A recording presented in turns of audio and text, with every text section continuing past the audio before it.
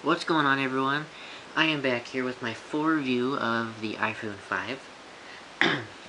So let's go ahead and jump in. First thing we see here is the brand new 4-inch diagonal Retina display. It is a half an inch bigger to the previous 3.5-inch display on the iPhone 4 and 4S and iPhone previous generations. Since the first generation iPhone actually had the 3.5-inch display. So this is the first iPhone to actually have a 4-inch display, which is really nice actually. From the time I've been using it, the 4-inch display is actually a lot noticeable. I mean, if you guys have used an iPhone 4 or 4S, you will definitely notice a difference, and I do, so it's pretty cool. But I'll talk a lot more about the display further in the video. So let's continue with the hardware. On the bottom here we have our standard home button. And then above that we have our receiver, which accompanies your first microphone. And I will talk about that later as well, as I get further into the hardware review. Also, the receiver does some cool noise cancellation. So say when you're receiving, when you receive a call and you're trying to hear somebody, it will actually noise cancel anything that you're trying to, any ambient noise, I should say, in the surrounding area. So, really cool. And then above that you have your new positioned front-facing camera, which used to be on the left side of the receiver. It also has been greatly improved. It is now a 1.2 megapixel FaceTime HD camera, which you would find in the current MacBook Pros and MacBook Airs. And it can record up to 720p HD video at 30 frames a second. So, very, very good improvement to the front-facing camera. I'm really happy Apple has done that.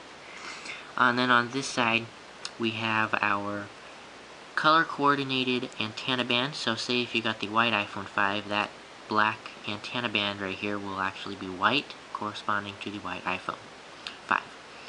So very nice there. And then next we have our standard mute switch, then our volume up and down, then there's our second antenna band. And I should mention that this is the Verizon iPhone 5, so you are going to get 4 antenna bands.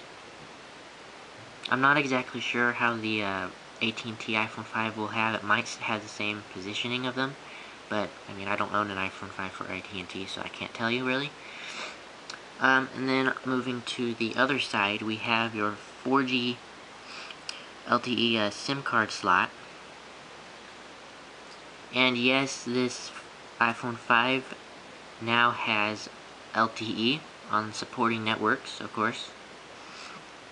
And then there's your third and fourth antenna band.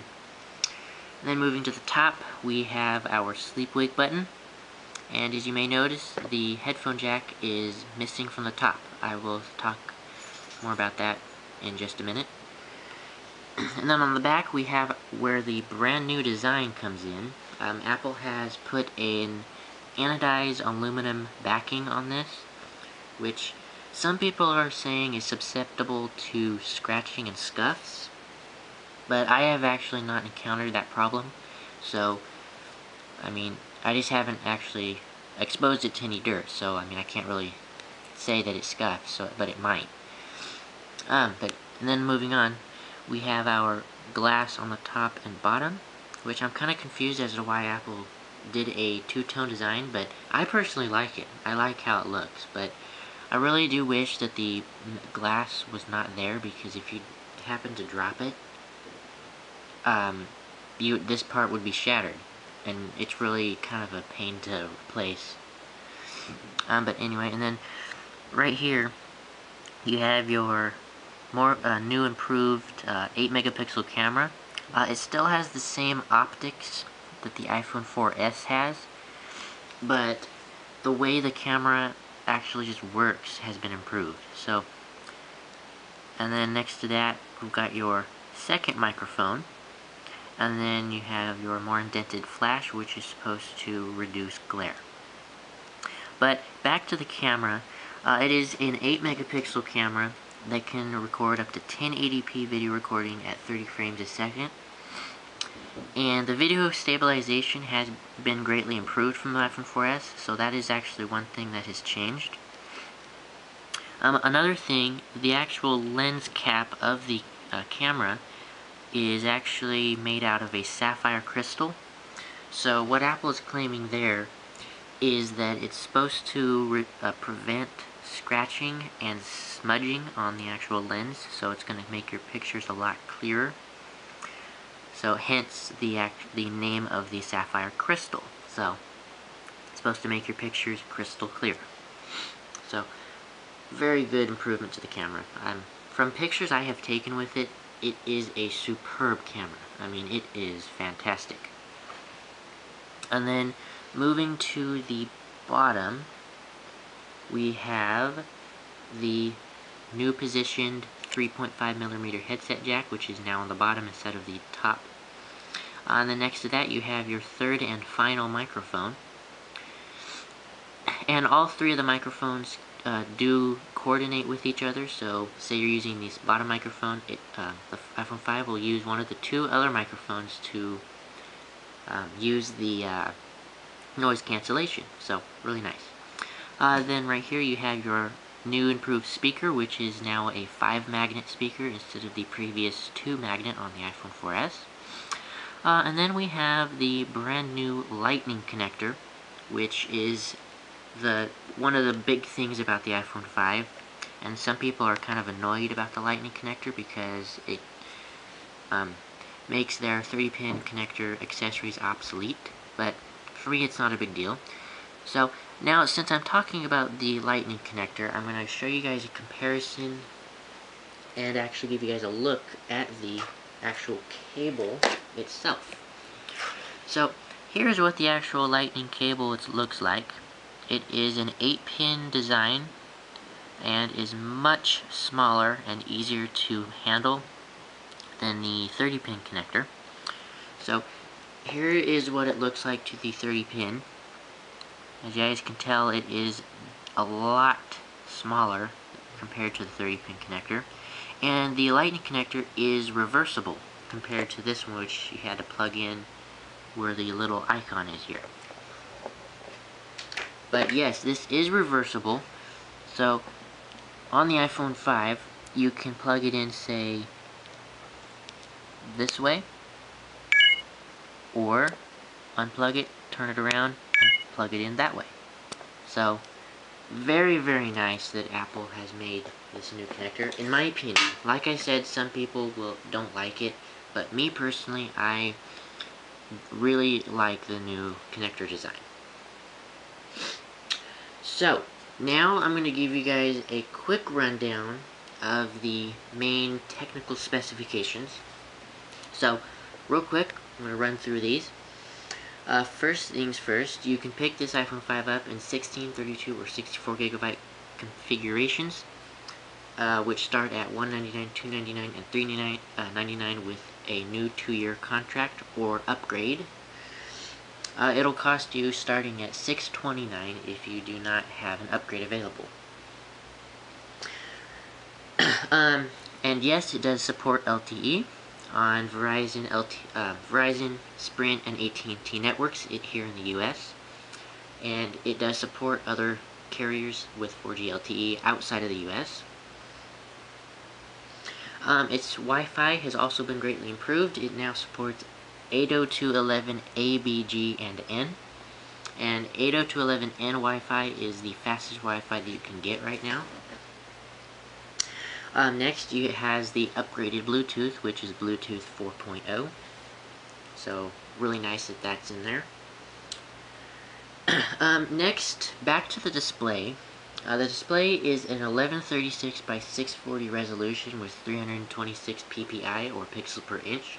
So, it is not considered an HD display, but since its color saturation and overall this color is much more vibrant, it gives it the look that you're looking at an HD display. So that's really cool. Next, we have the sensors. The sensors that it includes are all the same from the previous version.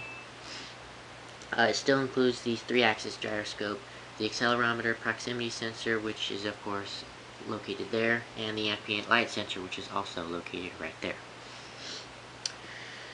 So, also, another big thing about this is it has an A6 chip, which is supposedly 2 times faster in CPU performance and graphics performance compared to the A5 on the iPhone 4S. So very, very good upgrade in speed. Also, it includes an gigabyte of RAM compared to the previous 512 megabytes of RAM.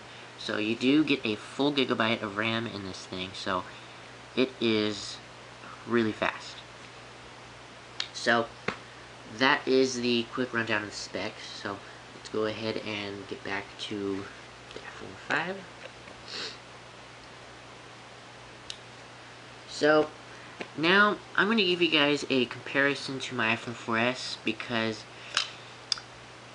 as you guys can see, the iPhone 5 is extremely thin.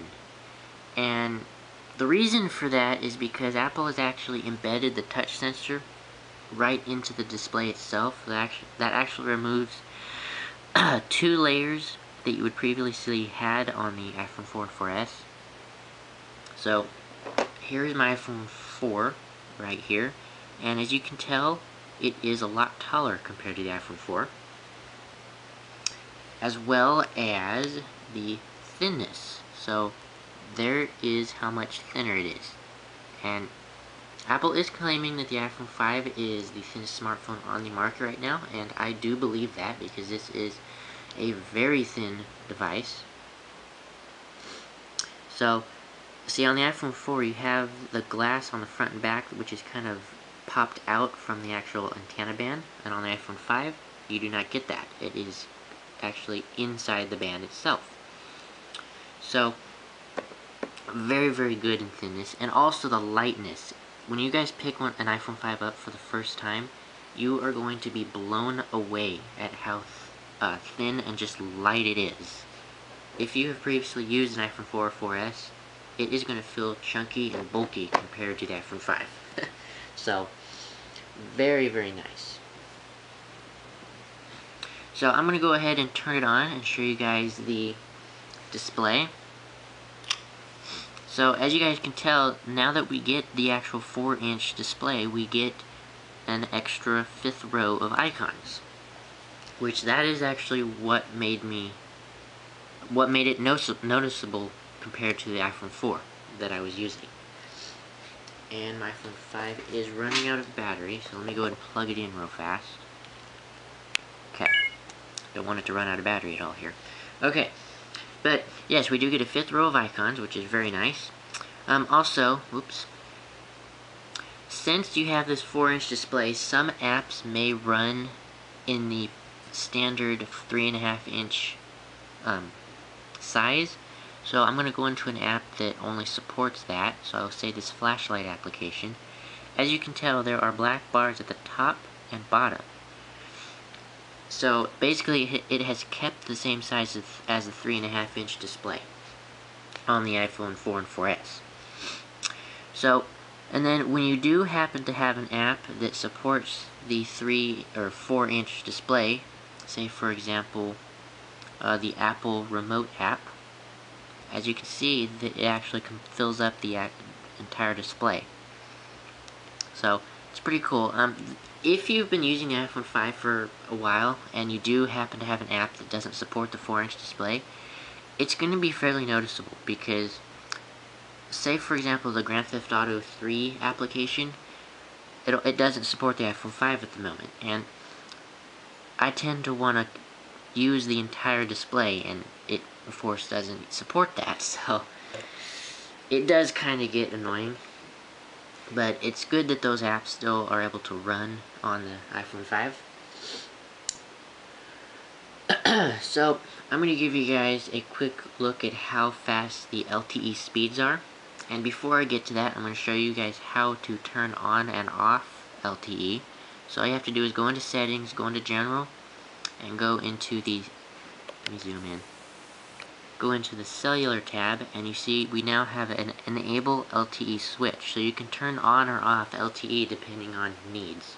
So if you only want to use the 3G network, you would turn that off, and there you go. So I'm going to give you guys a quick little speed test showing how fast LTE is. So I'm going to use the speed test app, which calculates how fast LTE is, or just the network that you're using. It may not be as fast as advertised due to me being in a low connectivity area. As you see, I only have 2 bars of LTE, so it may not be as fast as it should be, but I can give you guys a general idea of how fast it is. So begin test.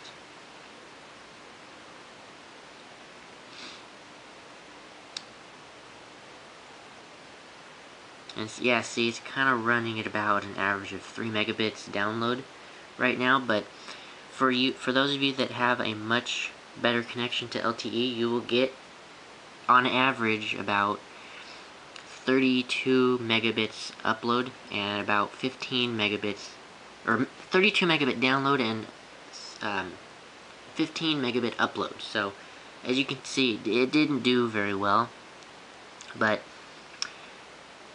I have tested this, and I did get about 30 megabit download, so it is a fast network compared to the 3G. So real quick, I'm going to give another comparison to my iPhone 4, showing you the comparison of the size of the display. So, oops, there you go. As you can see, the extra row of icons, you can see that much big difference in the size of the display, and the actual color saturation. If you can see the Photos app here, the Photos app on the iPhone 5 is much more vibrant and colorful. On the iPhone 4, it looks more washed out and cold. So yeah, it's a really good display. Thought I'd go ahead and throw that in there before I forget. And it also, the iPhone 5 still packs Siri, so you can launch Siri. Hi Siri.